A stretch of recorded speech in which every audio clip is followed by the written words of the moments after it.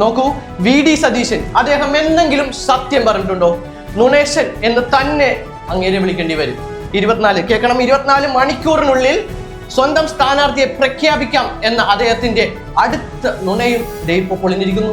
കഴിഞ്ഞില്ല KKN, 100-ലധികം സീറ്റുകൾ കിട്ടുമെന്നാണ് സതീശൻ തള്ളി മറച്ചിരിക്കുന്നത്. ആ തള്ളും ഒരു നുണയായി അവസാനിക്കും മിസ്റ്റർ സതീശന്.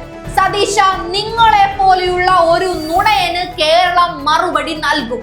100 സീറ്റ് നിങ്ങൾ അധികാരത്തിൽ വരാമെന്നുള്ള ഒരു ആശ നിങ്ങൾ കേരളത്തിൽ തിരയേണ്ട. കിട്ടില്ല മിസ്റ്റർ നുണേശൻ, കേരളം നിങ്ങളുടെ നുണകൾക്കുള്ള മറുപടി പറഞ്ഞിരിക്കും. After election result.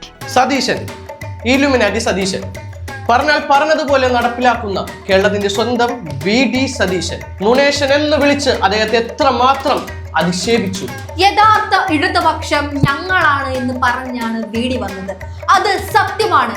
സതീശനാണ് യഥാർത്ഥ ഇടതുപക്ഷം. നോക്കൂ, സ്ഥാനാർത്ഥി പ്രഖ്യാപനം പോയി നോക്കൂ, എത്ര മനോഹരമായാണ് അദ്ദേഹം അത് ചെയ്യുന്നത്. അദ്ദേഹം പറഞ്ഞതെല്ലാം നടന്നിരിക്കുന്നു. നുണേശ്വരല്ല, ഇലുമിനാറ്റി സതീശൻ. അതാണ് നമ്മുടെ സതീശൻ. പടച്ചോനെ, ഇതൊക്കെ എന്തപ്പാ? പൂർണ്ണിന്റെ ജന്മങ്ങളാ? അപ്പ കാണുന്നവനെ അപ്പാന്ന്